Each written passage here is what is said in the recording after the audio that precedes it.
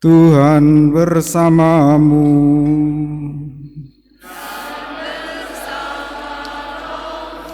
Inilah Injil suci menurut Lukas.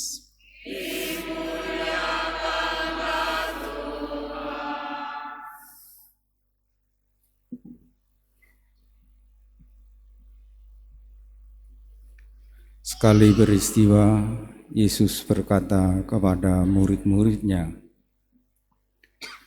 "Ada seorang kaya yang mempunyai seorang bendahara.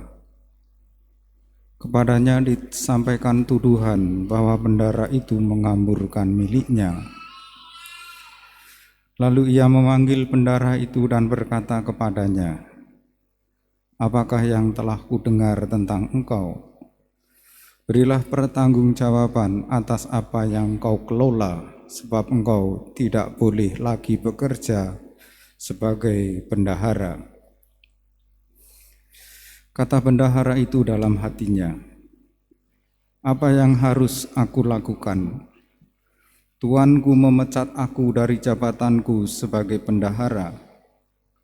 Mencangkul aku tidak kuat, mengemis aku malu.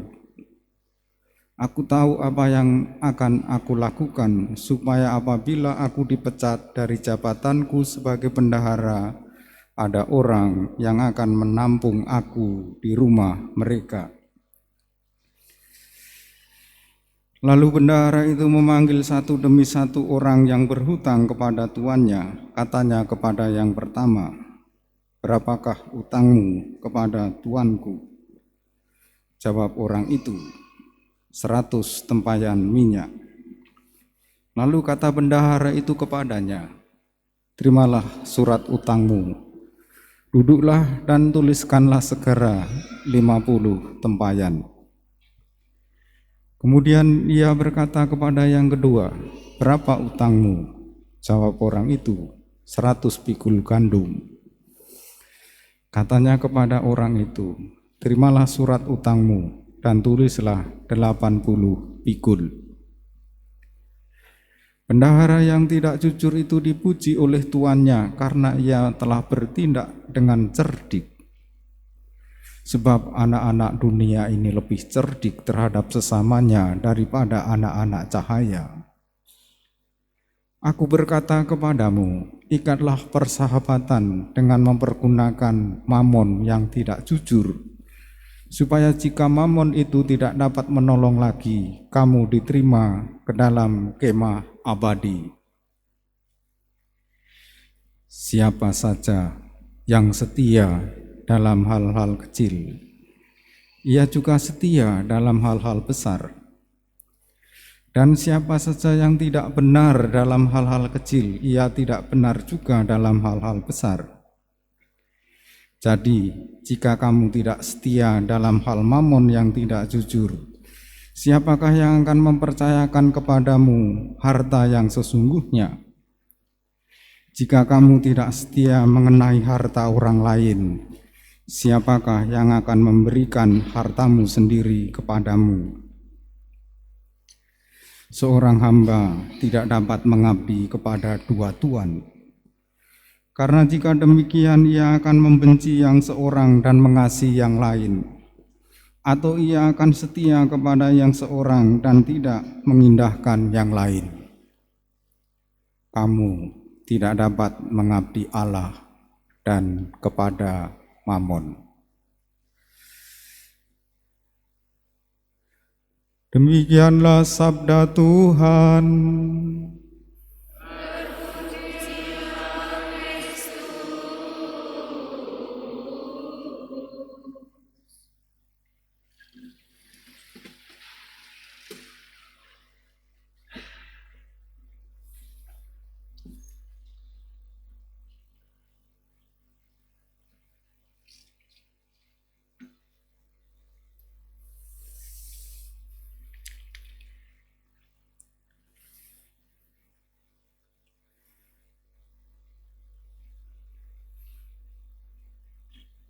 Umat Allah yang terkasih,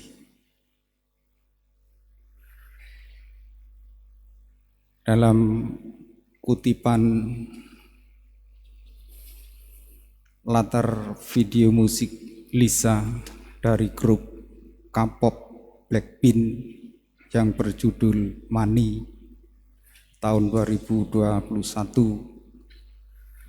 Kalau diterjemahkan dalam bahasa Indonesia, terpampang dengan jelas dalam latar video musik itu. Terjemahannya begini: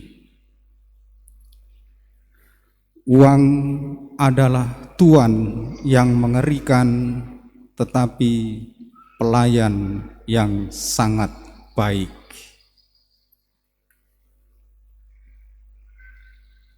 Kata-kata itu mengandung makna yang sangat dalam.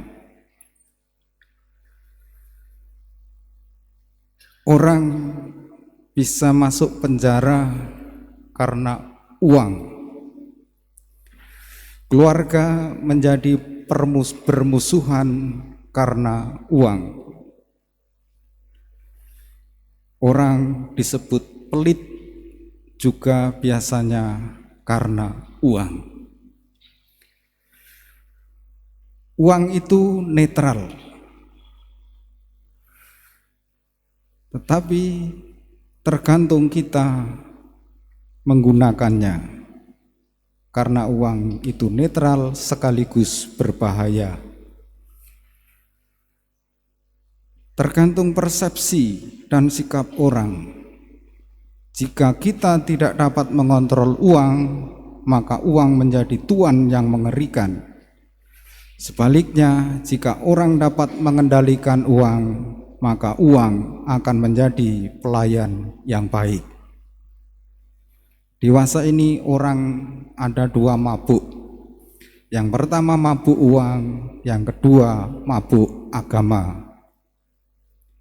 Mari kita renungkan 4 hal. Pertama, perumpamaan bendahara yang tidak jujur tetapi cerdik membuat kita melihat bahwa Injil mengajarkan sikap mau dan berani berubah ketika salah, lalu memperbaiki dengan cerdik, mencari jalan yang bakal menyelamatkan. Kedua, kepintaran anak-anak dunia melebihi anak-anak terang. Iblis, setan itu cerdik, culas, tetapi anak-anak terang harus lebih pintar menghadapi keculasan dan kelicikannya. Sebuah ajakan untuk menemukan jalan lurus dalam liku-liku kehidupan. Ajakan bagi orang beriman kita agar berani belajar dari kenyataan dalam kehidupan yang acap kali berlawanan dengan cara hidup orang baik, orang beriman. Nabi Amos menegaskan harus melawan ketidakadilan, korupsi, kecurangan. Kita harus bersikap adil, jujur, dan tulus.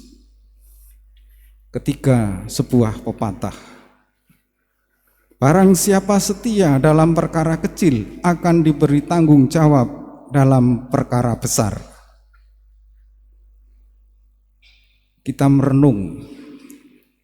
Kita kadangkala mungkin dikasih uang sedikit saja sudah brengsek hidupnya.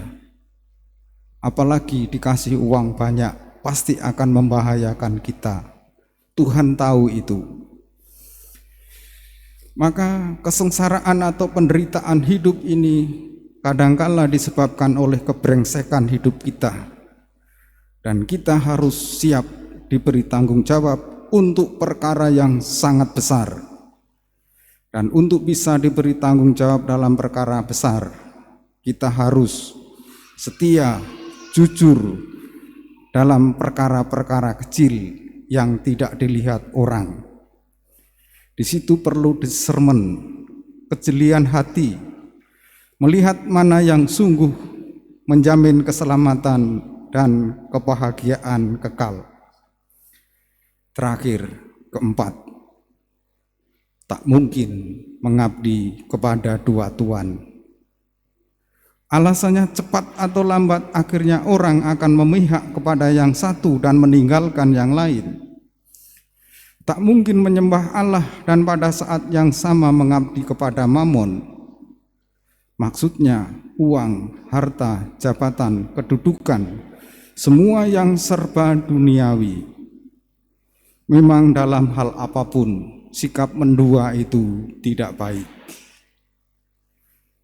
Dari 4 hal yang kita renungkan dari pengajaran Tuhan, mari kita penuh tanggung jawab mengurusi hal-hal duniawi ini, termasuk uang, kedudukan, harta, apapun yang kita miliki, dengan kesadaran moral yang tinggi, supaya hal-hal yang duniawi ini menuntun kita kepada kebahagiaan yang abadi bersama Allah.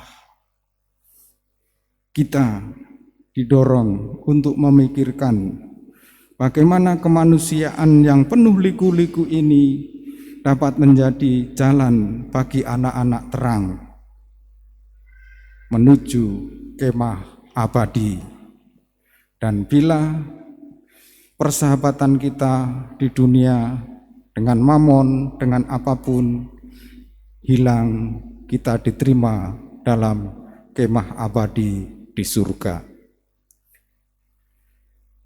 Mari kita berdiri, kita perbaharui iman kita.